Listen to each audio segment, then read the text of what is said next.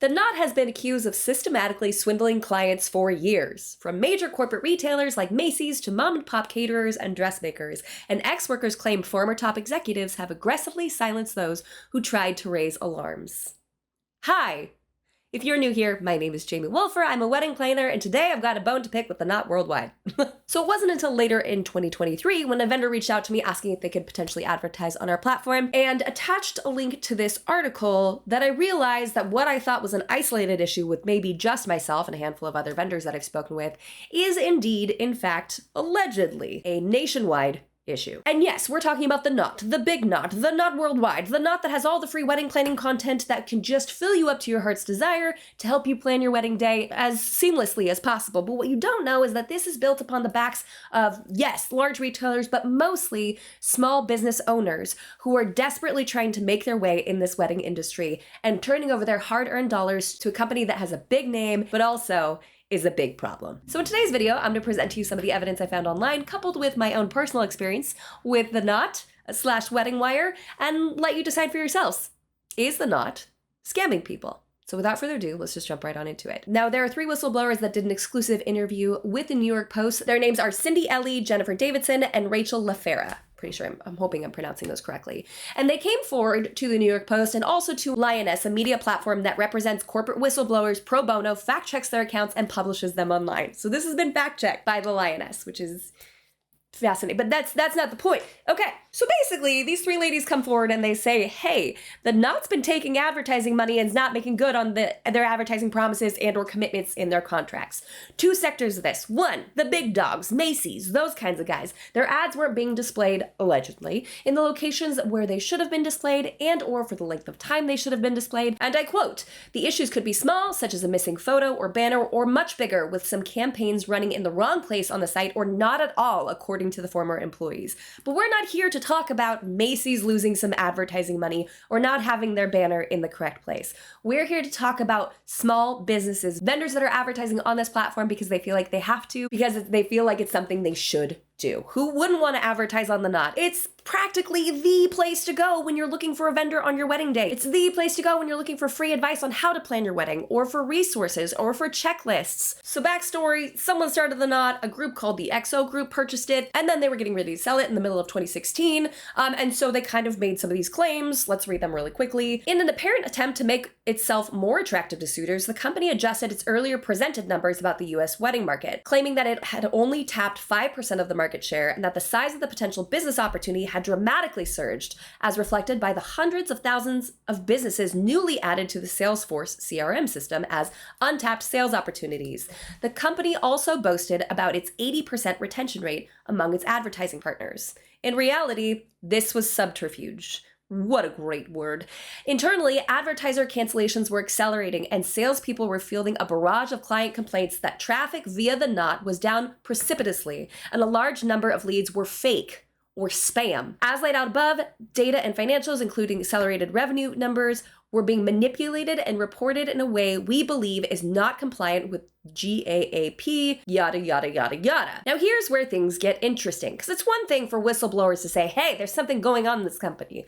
It's another thing for hundreds of reviews to be left online by vendors saying the same exact thing. This internal chatter among the Knot Worldwide's customers is confirmed by looking at currently available web review sites. To this day, you can see complaints of contracts unfulfilled and impossible to get out of. I have been there personally. And torrents of fake and spam leads. A recent Business Insider article also reveals that things are still amiss, reporting that 70 to 80% of the company's leads are scams and that little to no inbound results from their advertising. Now, advertising deals accounted for the bulk of XO Group's revenue. Now remember, somebody started the knot, XO Group purchased it, and then they sold it. So we're talking about an owner that is no longer the owner. However, it seems as though these systems and strategies are still in place. So back when XO Group owned it, it looks as though, according to their last publicly disclosed results, they had a whopping $115 million from local and national clients in 2017. They make their money off of vendors paying to advertise with them. This is not an uncommon practice. I totally get it. I have sponsors here on this channel. I get how these things work. However, $115 million is nothing to scoff at, especially when they are allegedly not fulfilling their end of the bargain. Ellie, one of the whistleblowers, said, vendors frequently receive unqualified leads that are irrelevant geographically, not specific to the client's business, or even with a past due wedding date. I had one of those.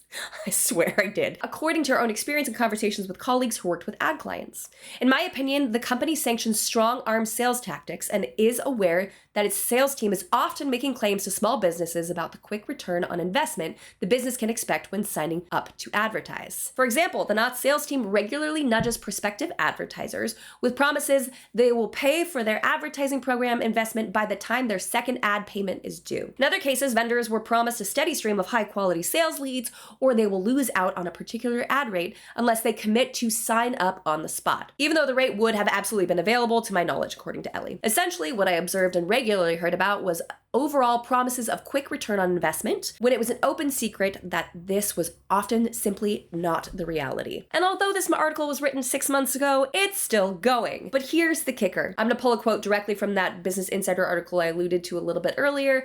The Knot is in the business of selling ads, not producing results. And some companies are questioning the value of the listing on their site. Several business owners told Insider they weren't getting a return on their investments and were ready to take their ad dollars elsewhere, which could make way for a startup darling in the process.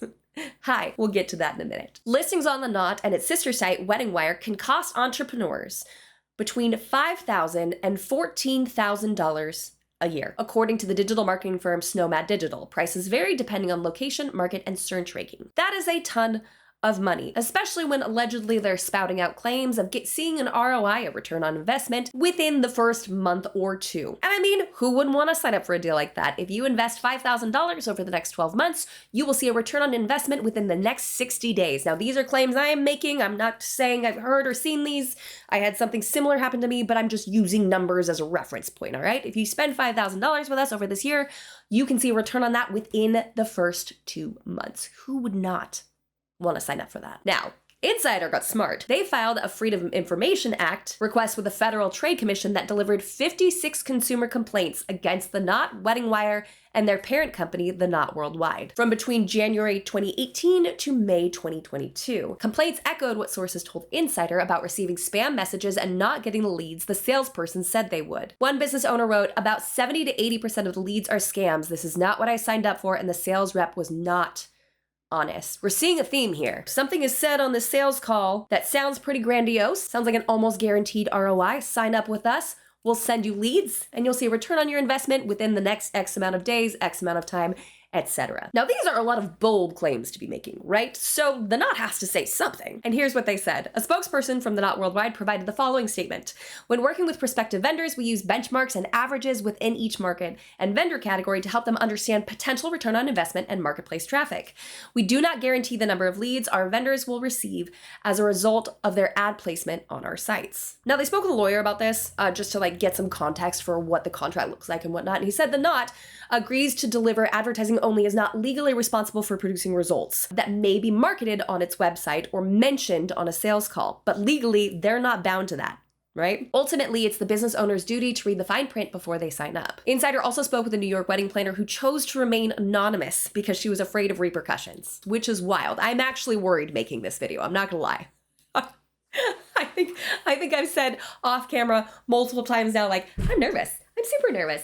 Yeah, this is David meet Goliath, right? This is one of those stories where you're just this is frightening, and I can't believe I'm saying this on the internet, but something seems to be wrong here. Back to this planner. She tried advertising on the Knot, but now encourages couples to use other sites like wedding blogs and local specific hashtags on social media. Couples don't know it, but we feel pressure to look legitimate, she said. If you don't have reviews or word of mouth, who else is gonna vouch for you? When WeddingWire and the Knot merged a few years back, they became a monopoly. They are the #1 trusted resource in this category of collecting vendor reviews. And my guess is if you were searching for a vendor, a lot of you have gone to the Knot thinking that you're using a very trusted resource. But there's this catch-22 situation, right? If we don't advertise on the Knot, then we must not be legitimate. If we don't collect reviews on the Knot, then we must not be a good company. But now we can't advertise with them without paying, and then we don't get any leads for them, so we're basically just paying for them to hold reviews, which is a whole other can of worms in and of itself. Their review practices, what they do qualify as allowed and or not allowed.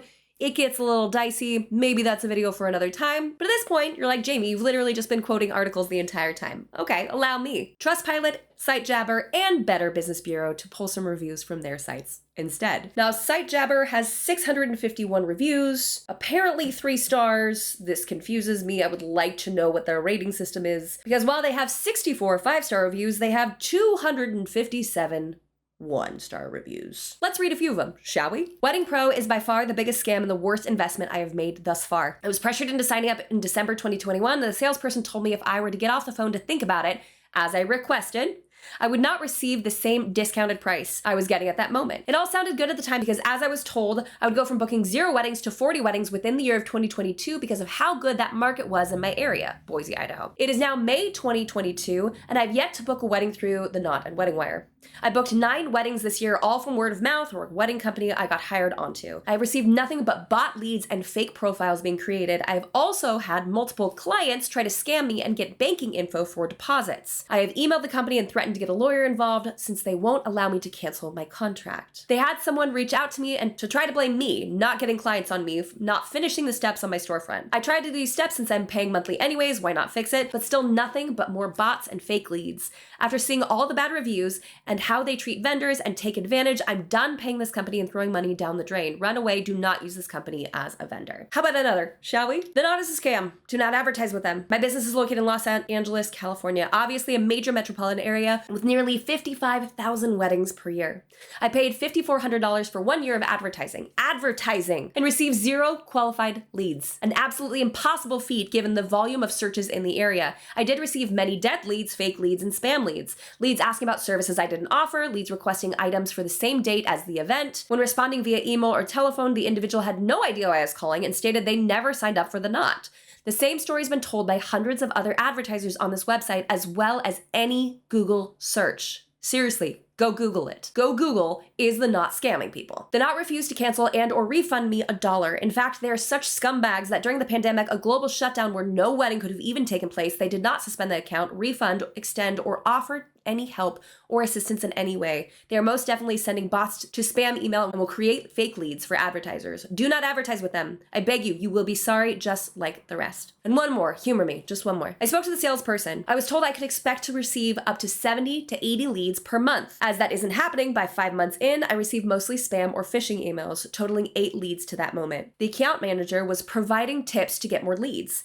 She then mentioned 7 to 8 leads per year, which shocked me. I'd written notes of what was sold to me, of what I was agreeing to be paying for. I'm continually told that I am in a year-long contract and 0 resolution to date. I have dealt with another accounting manager, she too telling me there is nothing she could do as I was in a contract. The funny thing, I stopped payment until I have resolution. I was called by the account payables person who then told me I was not guaranteed leads or bookings and that I was paying for advertising, which is completely false. Their entire business model is a lead generating website. Now I have 3 people telling me 3 different things. I stopped payment through my financial institution and contacted Better Business Bureau. This type of company deserves to have its stores closed as they prey on small, independent owners. Here's the part that I can't figure out though, right? Because there are hundreds of reviews of vendors out there that are just like, this is awful. I am one of them. I'll tell you my story in just a moment. But so many vendors are told that they'll receive a bunch of leads if they advertise with The Knot. Plus, there's nowhere else for us to go, right? Unless we want to go to Google, but so many people think and know and trust The Knot, so that is where you go when you're searching for vendors, right? So what are we supposed to do? Naturally, especially newbies, we all jump in and start there. But what I can't figure out is how there are some out there that are staunch supporters, like huge big time supporters, and all they do is pay The Knot and they get leads. Like, what is happening there? Are they the ones that are paying top dollar? So they're the only ones that are getting these leads? Or do they keep a handful of vendors happy as a means of social proof, to like counteract some of these negative reviews? But there's literally hundreds of them. I don't get it. I don't understand. Maybe they just cherry pick a few as case studies to show. I'm not entirely sure. Here are my thoughts on this, though. I can personally attest to this. I went through all the same things that we just talked about. I was told on the phone that I would be seeing a very high return on investment, right? If I could get in, if I could make this investment, that it would be worth my while. I'd be getting so many leads. And I wanted to jump off the phone and talk with my husband and say, hey, what do you think? Because this was back when my business was like making no money, none whatsoever. And I was like, hey, I think I need to run this by my husband. Like, it's business money, but like I want to talk to him about it. And they're like, well, if you get off the phone, this deal's not going to happen. And I was like, okay. Okay, well, so I thought, better do this, right? They're the gold standard, and if they're telling me there's gonna be an ROI, I should sign up, right? This sounds like the thing to do. And of course, I'm not gonna use specifics, I'm gonna speak in vague generalities, because this was, gosh, 7 years ago at this point, maybe even 8. So it'd be unkind of me to use any sort of numbers to refer to, but I can tell you with full assurity that as I'm reading these reviews, and there's hundreds of them, just Google it, like literally, just go look.